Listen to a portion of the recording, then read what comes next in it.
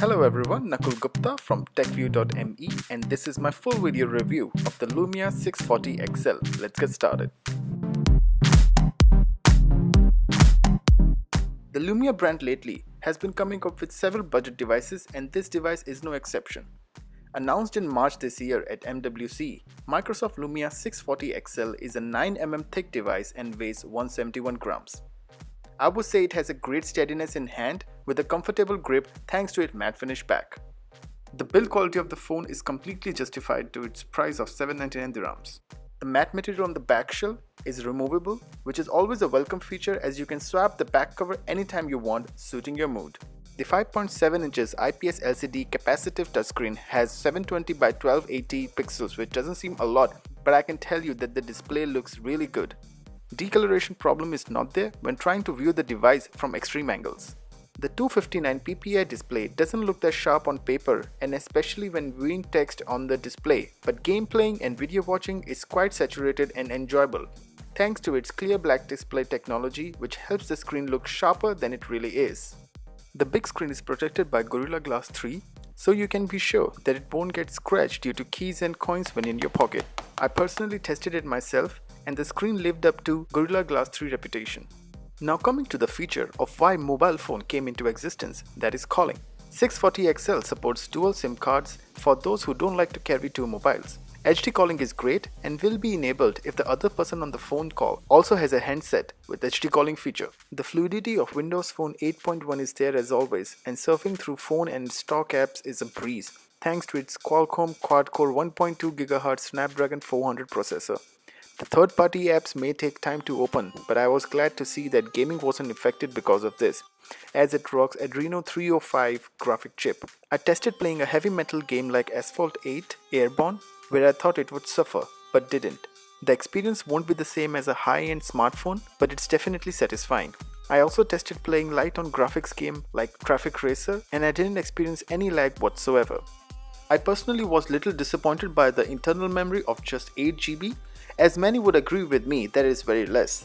Good thing that the storage is expandable via microSD card up to 128 GB, but that should be a backup option.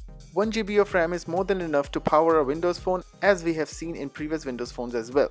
Here we have a 13 megapixel primary camera in a mid-range device for 799 dirhams, which can outperform many high-end devices with which it's not even competing. The image processing is slow but works, and works fabulously. Looking at the pictures just after clicking might not look impressive, but give it a couple of seconds to process and the result may surprise you. Agreed, the processing time shouldn't be this long, but you cannot have everything from a mid-range device. The rear camera supports 1080p video recording at 30 frames per second and okay at many levels, but not so okay in low light conditions. Not at all.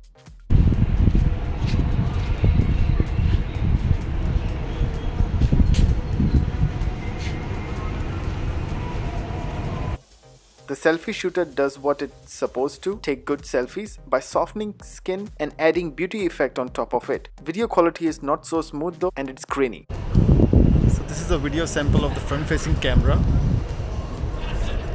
So as you can see, the colors look really vivid to me on the screen here. The most attractive and standalone feature about this phone other than the camera has to be the battery life, where it excels. The 3000 mAh battery lasts comfortably for a good day and a half before coming down to 15%. My personal usage is moderate to heavy and I can be sure that it can last for full 2 days only if my use had been light to moderate. My first impression about this phone were really good and I'm happy that it's been like this onto my final review as well. This phone is really good for someone who fancies a big phone like iPhone 6 Plus or Note 4 but cannot afford one. This can be a really good alternative for them. Vivid screen, dual SIM card support, Windows Phone 8.1 smooth interface, expandable memory, great camera, it's in its price range and a great battery life.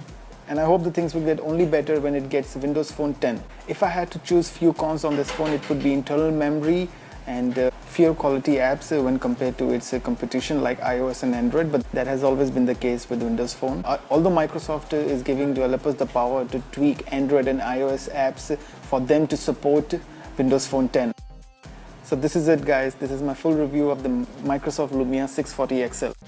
As always, please hit the like button if you like this video and subscribe to the channel if you want to see more videos like this. Thank you.